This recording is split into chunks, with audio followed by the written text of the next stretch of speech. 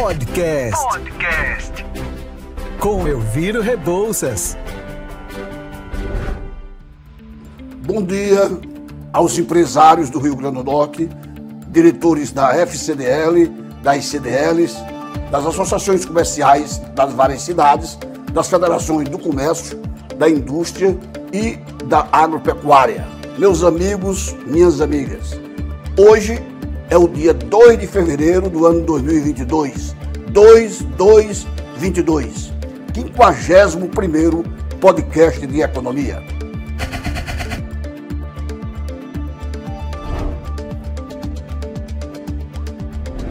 O setor público tem o primeiro superávit no Brasil desde 2013 e a dívida pública cai. O país criou 2.700.000 vagas de carteira assinada. Depois de finalizar 2020 com 88,6% do PIB e chegar ao pico em fevereiro do ano passado, a dívida pública brasileira seguiu uma trajetória de queda nos últimos meses e terminou 2021 em 80,3% do produto interno bruto. Tudo que nós produzimos em agroindústria, em serviços, comércio e indústria. O superávit primário do setor público consolidado, que reúne União, estados e municípios, por sua vez, acumulou 84,727 bilhões em 2021, o equivalente a 0,75% do PIB. Foi o primeiro superávit, ou seja, as receitas fecharam acima das despesas desde 2013 e os dados foram divulgados na última segunda-feira pelo Banco Central do Brasil. Ao mesmo tempo, o Ministério do Trabalho divulgou que o Brasil criou 2.700.000 vagas com carteira assinada em 2021. Mas o salário médio de contratação caiu 8,70%. Tanto o indicador sobre a dívida pública quanto o rendimento de entrada de trabalhadores, meu caro amigo, minha cara amiga, os trabalhadores contratados na entrada tiveram sua renda diminuída. Menos vagas em dezembro.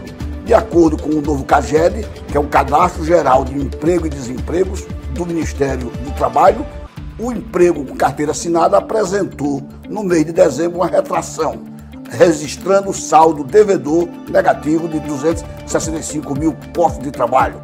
Mas o ano de 2021 foi exuberante no crescimento de trabalho em função da pandemia. O resultado decorreu que, em dezembro, foram empregados 1.437.000 pessoas e desempregados 1.703.000 desligamentos. A expectativa do mercado era de 172 mil desempregados. O superávit de desempregados de 172 mil. E chegou um pouco a mais. No caso da dívida pública, o principal fator para a redução da relação dívida-PIB no ano foi o crescimento do PIB nominal, ou seja, sem descontar a inflação no período. Isso levou a uma queda de 12,3 pontos percentuais no indicador. O resgate líquido da dívida também teve impacto de redução de 2,1%. Teremos, no final de março, o PIB anualizado de janeiro a dezembro de 2021 e equivale-se que 4,5% deverá ter crescido no ano de 2021. Como o PIB é denominador da relação com a dívida, quando ele aumenta, o resultado é a queda do indicador. E esperamos que fiquemos apenas nesses 80% de PIB a nossa dívida pública. É efeito dos juros e do câmbio. Também é como se faz na macroeconomia. Depende do câmbio, dos juros, para saber onde se ajusta para mais ou para menos essa simetria. Com relação à economia nacional, ontem, dia 1º de fevereiro, a Bolsa de Valores de São Paulo, que já tinha engatado o mês de janeiro de 2022 com um crescimento de 6,98%, de 1º a 31 de janeiro, ontem subiu 0,96%, fechando a 113.228 pontos e com um dado muito favorável. O dólar americano fechou a R$ 5,27, 1º de fevereiro ontem, coisa que há muito não acontecia. É sinal de que quando a economia começa a crescer, nasce o emprego, os juros são um condão no sentido de não fazer com que a inflação não se espraie mais ainda e o Banco Central está reunido. O Copom esteve reunido ontem, terça-feira, e hoje encerra a sua reunião e deverá ser anunciada a nova taxa básica de juros no Brasil. Deverá ficar em 10,75%. É o Brasil com a taxa Selic convivendo com uma taxa nova de 2 dígitos. Mas é o melhor remédio para uma inflação que é o pior do que pode acontecer no bolso dos brasileiros e principalmente aqueles de menor renda.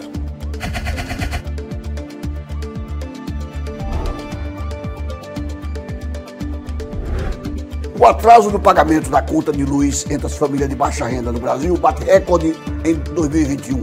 Com os efeitos da pandemia na renda das famílias e o encarecimento da tarifa de energia em razão da crise hídrica, mais brasileiros não conseguem pagar a conta de luz no dia. Segundo dados da Agência Nacional de Energia Elétrica, a ANEEL, 39,43% das famílias de baixa renda atrasaram a fatura por pelo menos um mês no ano de 2021. A parcela desses consumidores com contas em aberto cresce desde 2012, quando o índice começou a ser medido e ficou em 17,85%. Pois agora, sem recursos para honrar os pagamentos, com a pandemia novamente subindo, famílias ficam expostas ao corte de luz, que voltou a ser permitido desde outubro do ano passado. O atraso de apenas um mês no pagamento já põe o fornecimento de energia em risco. Pelas regras da agência reguladora, não há uma quantidade mínima de contas em aberto que autorize empresas na distribuição de energia a interromper o abastecimento. Entretanto, cresce a todo dia e mostrou a ANEEL que em 2021 passou de 30% as famílias de baixa renda que estão com contas em atraso. A única regra que se tem como certo é que os consumidores devem ser avisados com antecedência mínima de 15 dias. São considerados famílias de baixa renda aqueles com renda mensal de até meio salário mínimo por pessoa, ou seja, R$ 606. A suspensão do corte estabelecido pela agência em 2020 e 2021 derrubou a quantidade de desligamentos. Foram 391 mil em 2020, primeiro ano da pandemia da Covid-19. Em 2019, haviam sido 1.300.000 cortes antes da pandemia. Outras medidas também podem ser tomadas, como o envio do nome do consumidor para o cadastro negativo de SPC Serasa. O presidente da Associação Brasileira das Distribuidoras de Energia Elétrica, ABRADER, Marcos Madureira, ressalta que apesar da autorização para efetuar o corte já no primeiro mês de atraso, as empresas buscam outros mecanismos, como a negociação, instrumentalizar o diálogo, no sentido de contemplar os detentores de conta de energia a não serem cortados. Mas mesmo assim, a inadimplência cresce com relação aos aumentos de energia.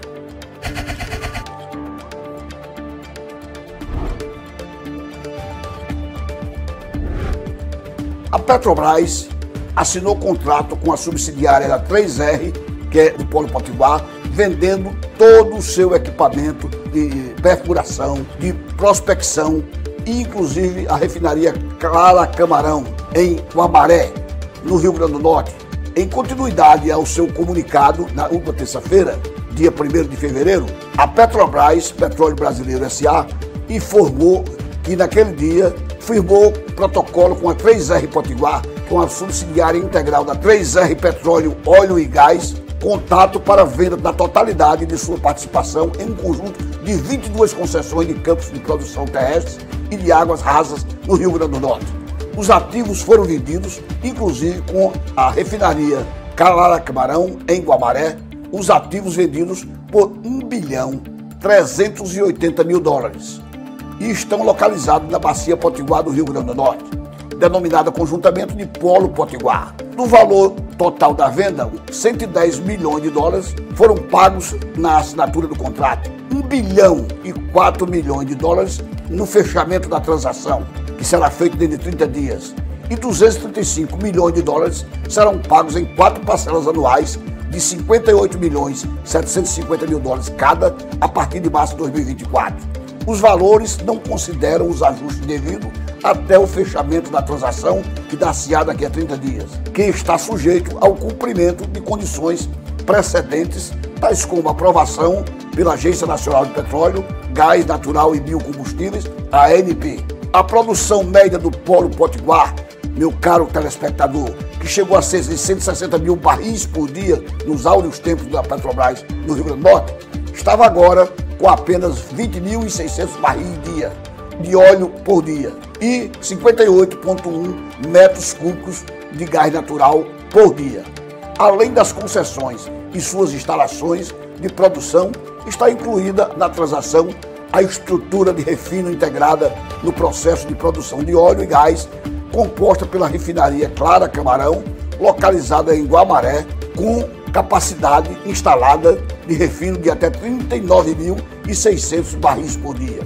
É uma pena que a Petrobras deixou ou vai deixar totalmente o Rio Grande do Norte, mas essa empresa Três Rio, que é uma grande empresa de um conglomerado estrangeiro, com a nacionalidade da empresa Três Rio do Brasil, deverá operar os campos chamados Campos Maduros e, quem sabe, fazer com que aumente a produção de petróleo no Rio Grande do Norte, que já foi o Texas americano, o Eldorado novo para o Rio Grande do Norte, o ouro negro que nos dava emprego, renda e royalties às prefeituras, ao governo do estado e financiou com recursos da própria Petrobras tantos empreendimentos de ordem cultural, de ordem artística para Mossoró, para o Rio Grande do Norte e para o Nordeste, sendo Mossoró o epicentro de toda essa efervescência com relação ao descobrimento de petróleo, de gás nessa região.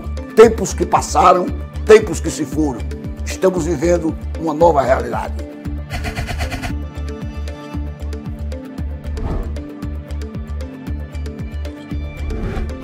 Falamos há pouco que havia atraso dos consumidores com relação às contas de energia.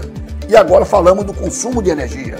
É que o consumo de energia em dezembro último bateu recorde do país e fechou 2021 com a alta de 5,2%.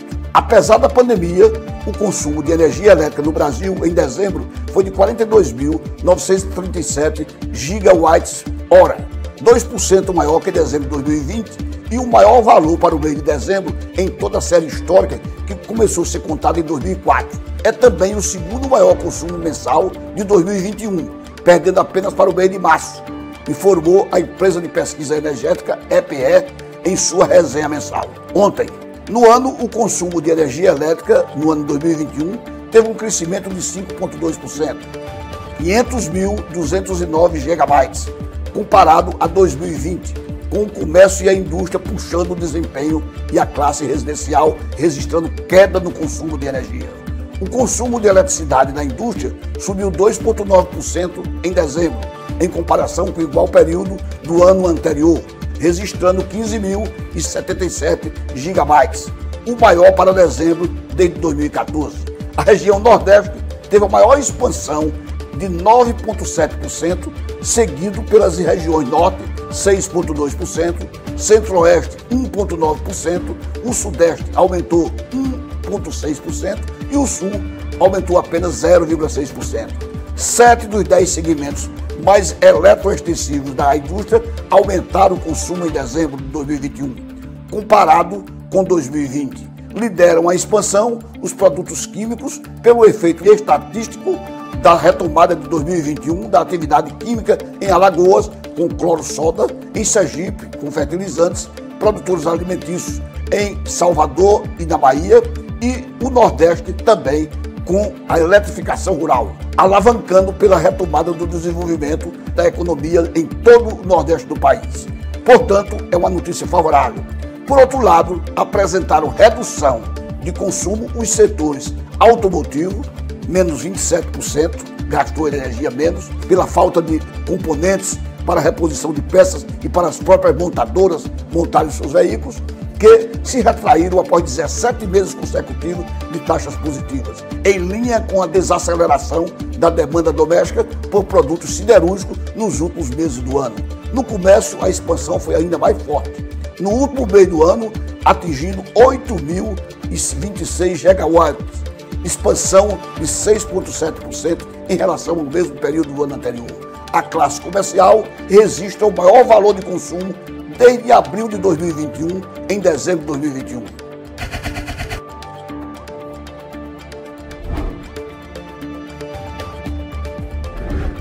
Eram essas as notícias de economia de hoje.